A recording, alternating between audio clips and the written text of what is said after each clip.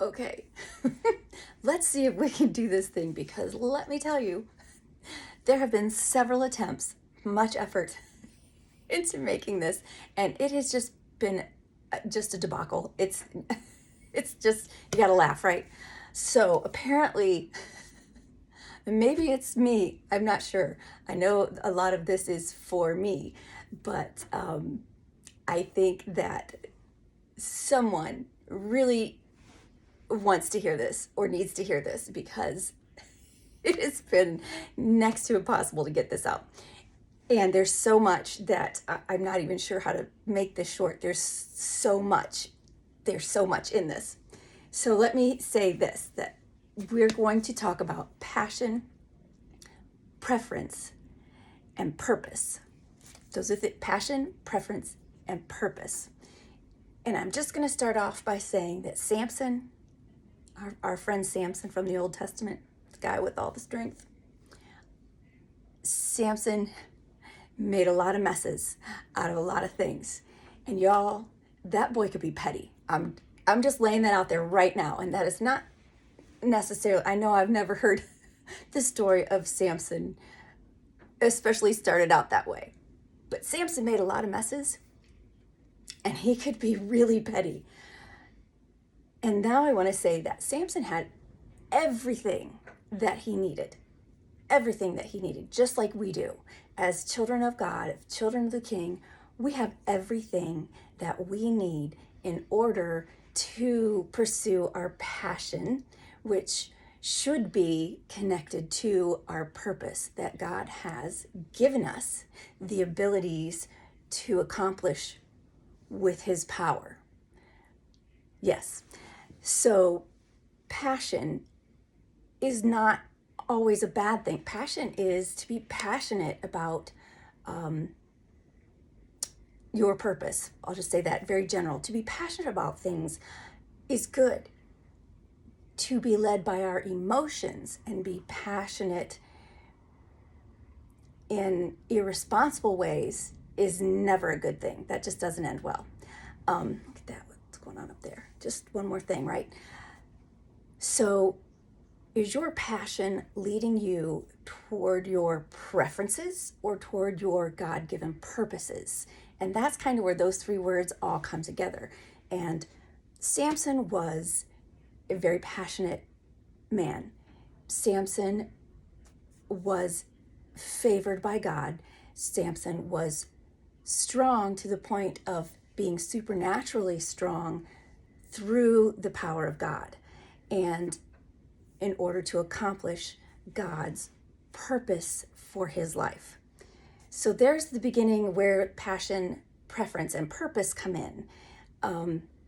Samson was a man of purpose, and as long as he stayed connected to God, to his source, and stayed focused and stayed dialed in, then he was accomplishing what God had ordained for his life and what God had favored him to do.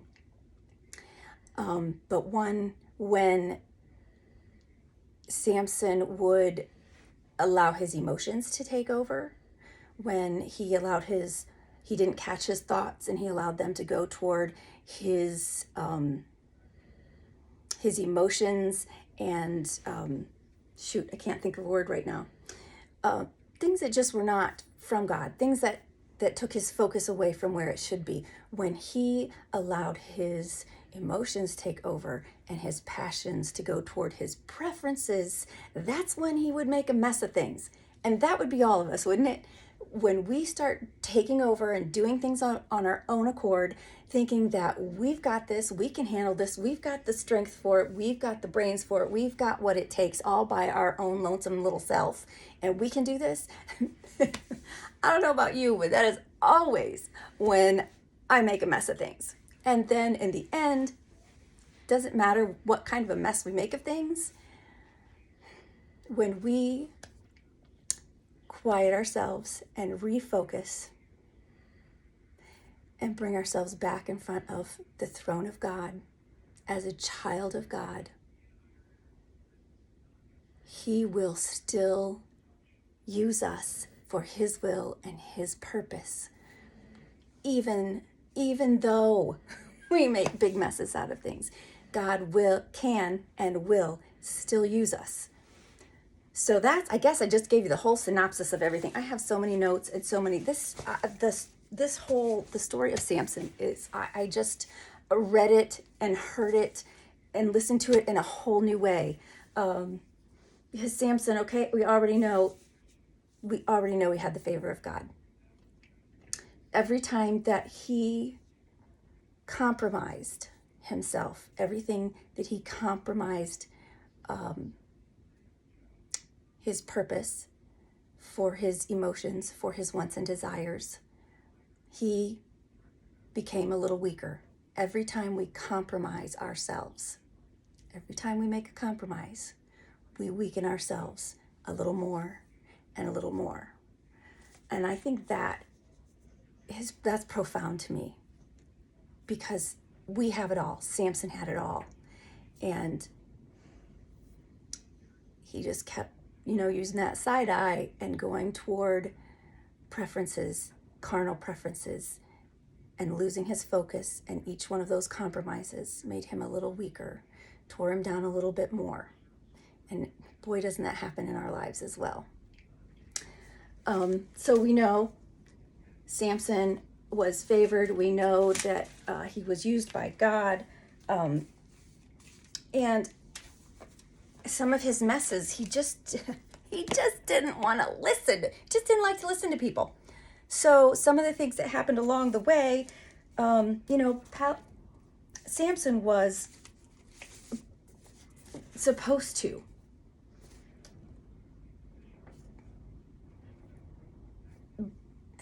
save the Israelites from their persecution from the Palestinians. And my goodness, see, this is too many current events. From the Philistines. I'm so sorry. And I am not going to stop this again. From the Philistines. And but his focus kind of got askew. Now remember, Satan knows our weaknesses. Satan is not creative. He's not original. But he does know what our weaknesses are. And that's where he's going to sit there and just kind of chip away and chip away and chip away in order to use those weaknesses for our downfall. And Samson got to a point where he intensely hated the Philistines. And so his motivation became his hatred and vengeance against the Philistines, rather than it being the purpose and the power of God using him. It became his hatred and vengeance against and toward the Philistines. So he was motivated by his own self, by his own hatred and vengeance. And that is looking away, he started looking away from God, from his power source, and looking within himself, within his own strength, depending on his own strength, because he was, this strong, I'm sure charismatic, witty. I love the word because his wits, he thought he was witty, and he would play games, and, the riddle, he had a riddle, and he would play games. And in the end, his wits, his wittiness, his game playing almost got the best of him. Some would say it did get the best of him, but it really didn't. So I see, and I got sidetracked there already. So Samson becomes great in his own eyes, and we can see this happening, where he was strong physically, but he was weak in character, and making those compromises kept making him a little weaker and a little weaker.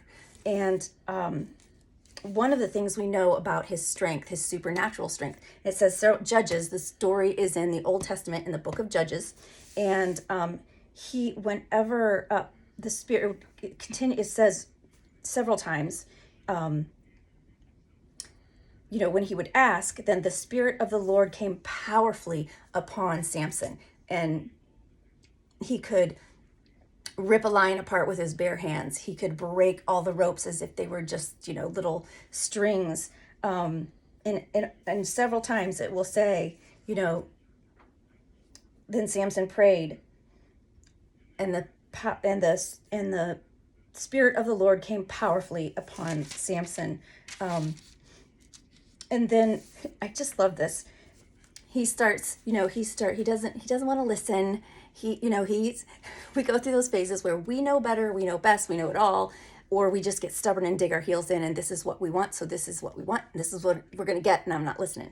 And he goes along and he sees this beautiful Philistine woman that he wants. Now, some of Samson's weaknesses were, number one, I would call it conceit, but just the reliance on his own power and not relying on the supernatural power of God that he really needed. So I would call that his conceitedness, his overconfidence in his own power.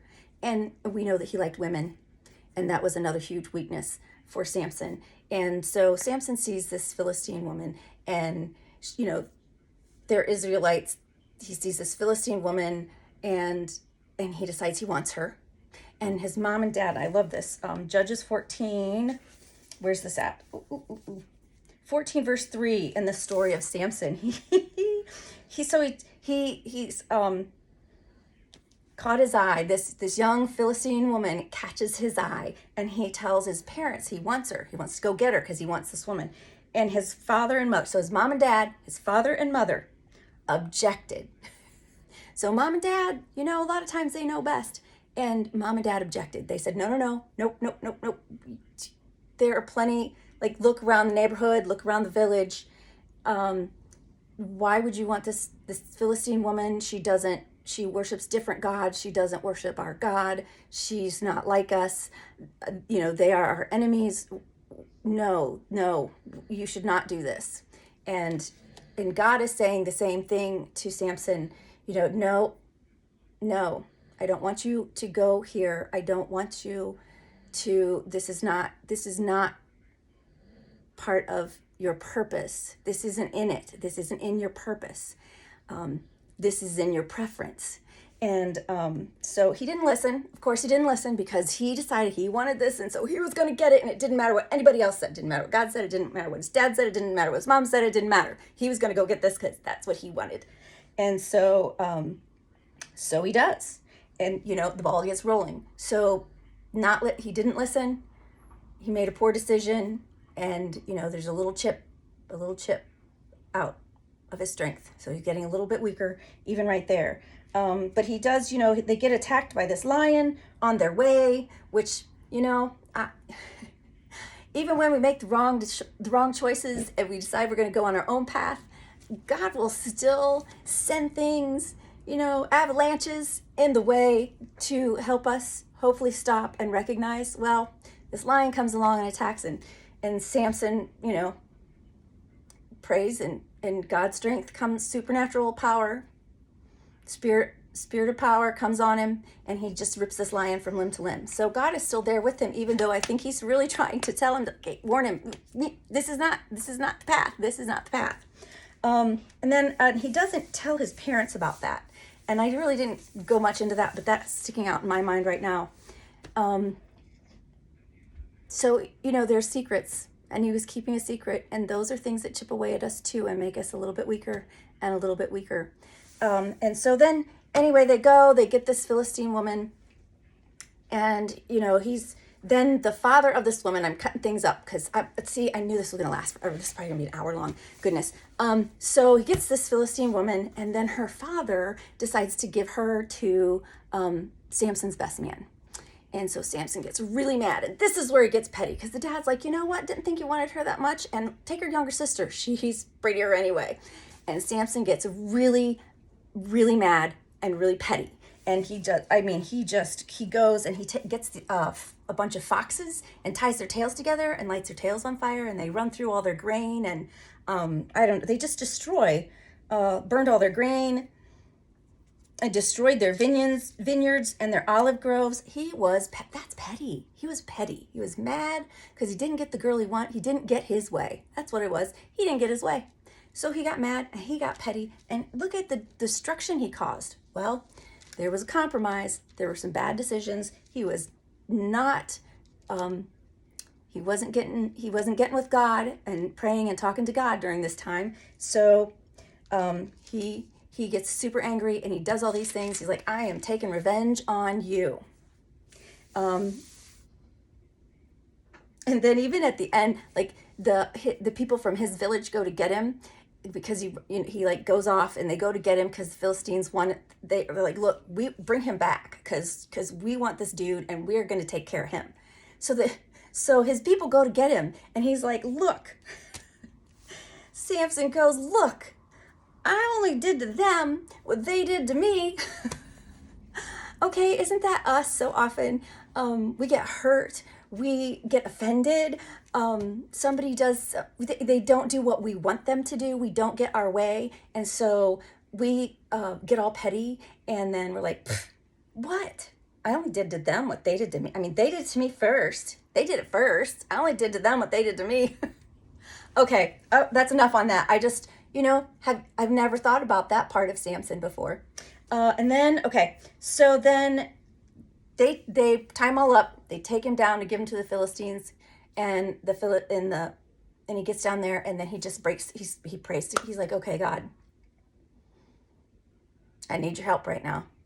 And God comes down, and the Spirit of the Lord came powerfully upon Samson. Samson still had his purpose. He just kept messing things up and getting things, just making a mess of things. So God comes through, supernatural power, he breaks through his ropes, and then, then he gets boastful, doesn't he? I mean, I did this and I did that, and look how strong I am.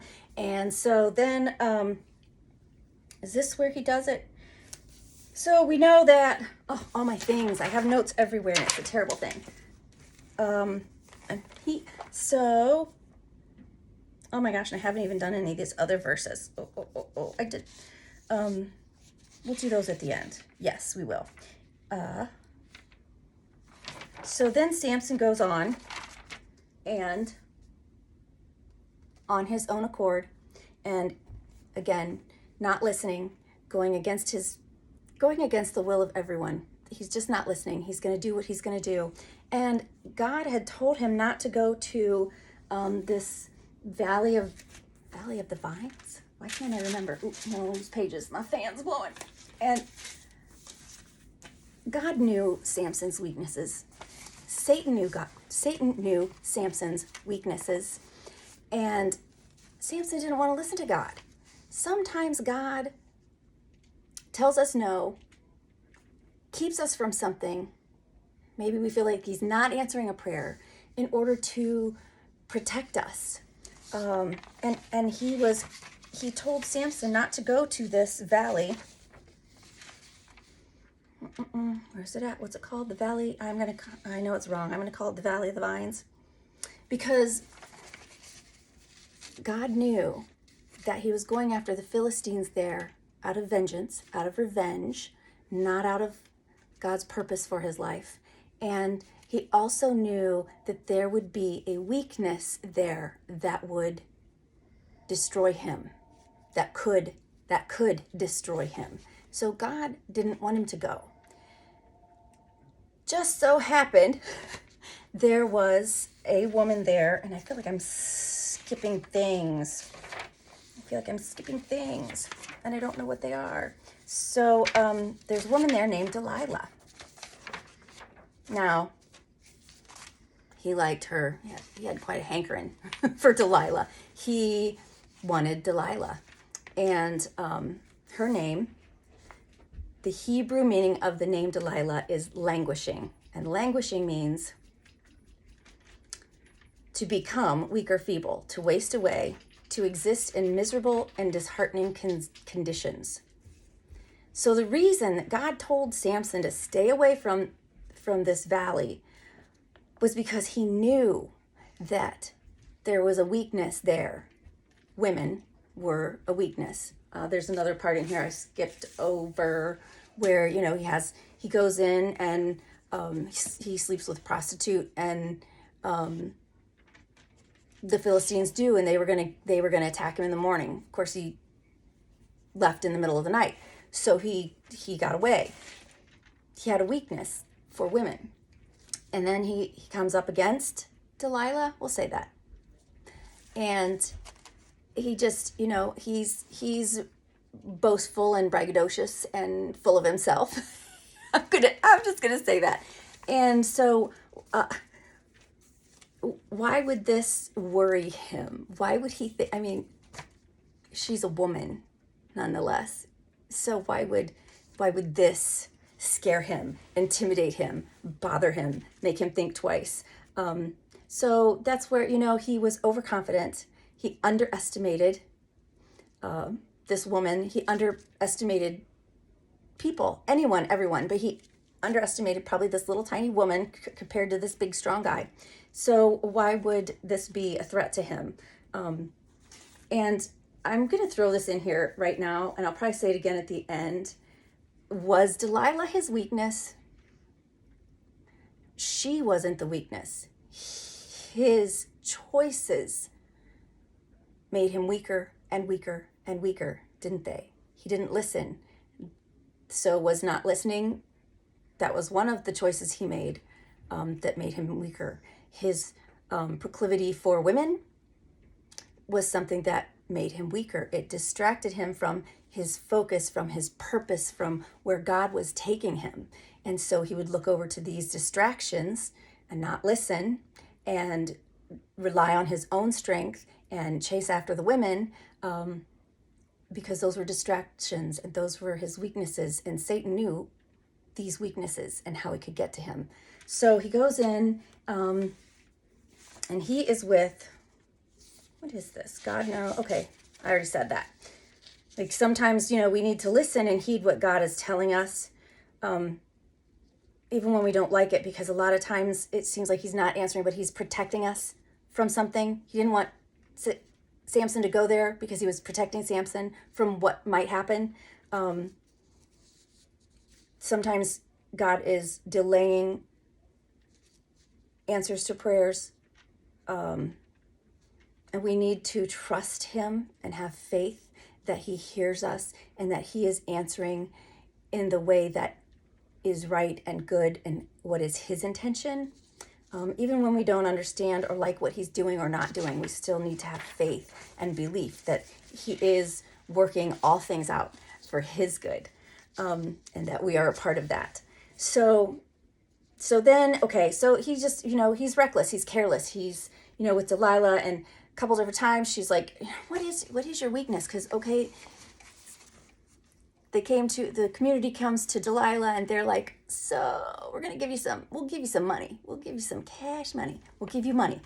If you find out what his weakness is and what his strength is, if you find out what gives him his strength, so we can take it away and we can capture him. So she goes a couple times, hey baby, what is it that gives you all your strength? And so he thinks it's a game, and he plays with her and he says, it's if you tie me up with these ropes, and they did, and it didn't work. If you tie me up with this, then they did. And she goes back, she's like, you're messing with me, you're playing games with me, and you must not really love me.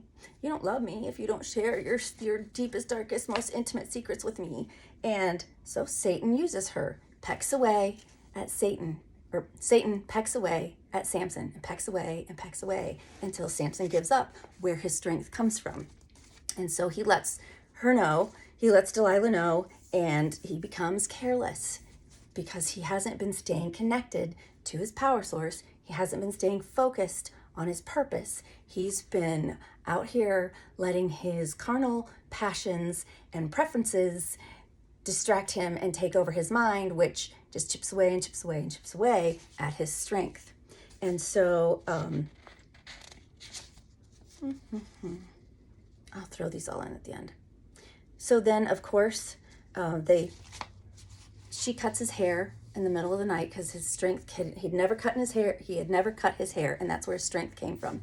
So Delilah cuts his hair in the middle of the night, and then the men can all come in, and they overtake him, and they throw him in prison. Now, while he's in prison, his hair starts to grow back, which I think we can attach the metaphor of, okay, it gave him the time for renewal, for reconnection with God, with his source. So his hair's growing back. So now they take Samson out, And we all know the end of the story. And this is the significant part. He prays. I'm going to read this from Judges. He prays one more time. He prays. Then Samson prayed to the Lord, remember me again. And I think this was happening while he was growing his hair back. He was going back to God and say, I need to remember who I am. And please, God, remember me. Remember me. Remember me again. Oh God, please strengthen me just one more time.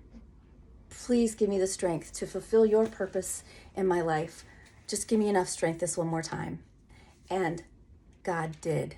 And so we know that Samson pushed on the pillars, and then everything came tumbling down, and thousands of Philistines were killed that day along with Samson.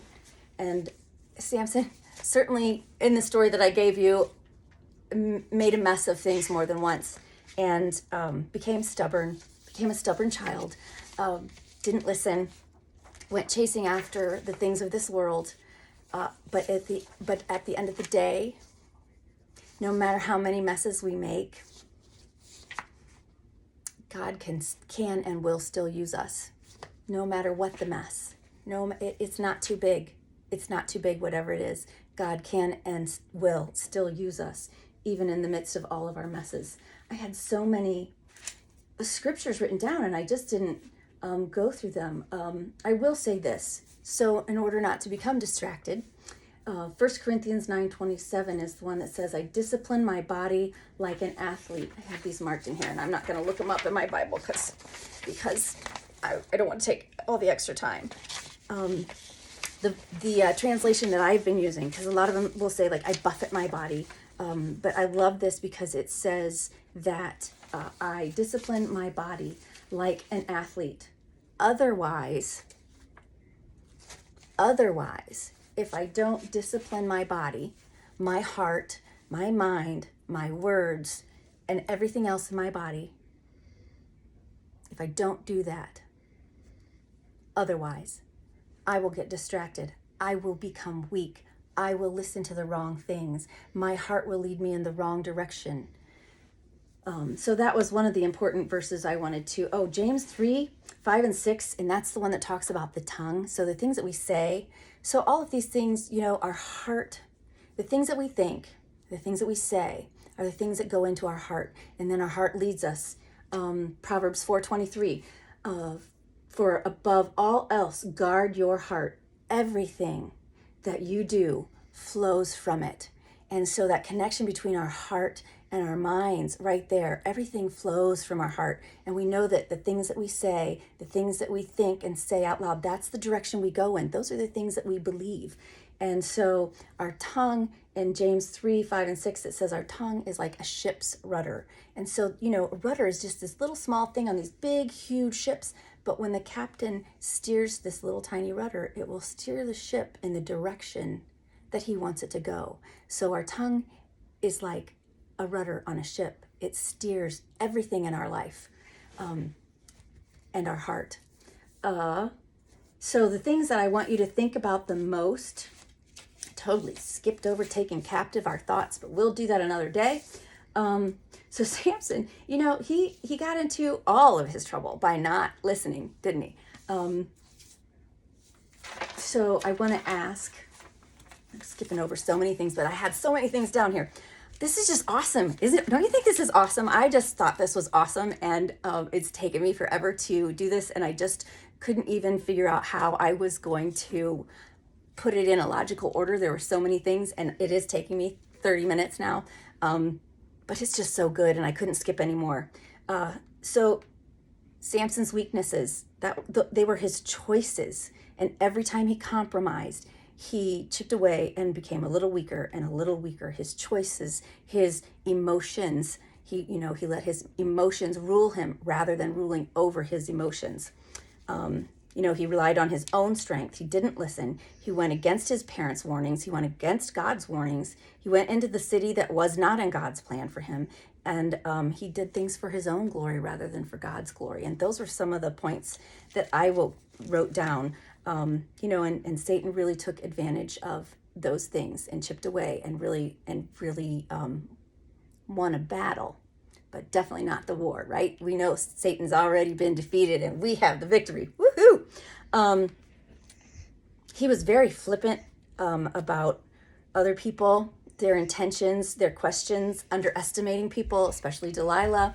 Never underestimate someone. And it can even be a good person that thinks they have good intentions, and Satan can get in and use them to kind of chip away and make us compromise. So here's the biggies. What is in your heart? What's in your heart? What's really in there? Sit with it. Think about it. Are you being distracted? Are you chasing after your preferences? Or are you using your passion to chase after God's purpose in your life? What's in your heart? And what are you really being led by? Are you being led by God? Are you spending time with God? Are you spending time in the Word? What is leading you? Is it just, having fun and a good time and just because you want to? What's leading you? And then we have all we need. Samson had all he needed. He had all he needed. He had the favor of God. He had supernatural powers given to him by God. So do you. So do I. We have all we need through God and through Christ. So this is my challenge for you. We have all we need. Look at some of your strengths. Work on developing those through God to become even stronger. And then what are you going to do with it? What are you going to do with it? We have all we need. Samson had all he needed. What will we do with that? What are you going to do with your strengths? What are you going to do with your passion and your purpose? Give it to God. I would encourage you to give it to God and go to God in prayer and search for the direction and keep your focus, stay dialed in on God, and use your strengths and use your purpose. You have all that you need, and then so much more, because we have the favor of God on us. So what's in your heart? What's leading you? And remember that you have all that you need. And what are you going to do with it? Hope you enjoyed it. Amen, sister, and have an awesome day.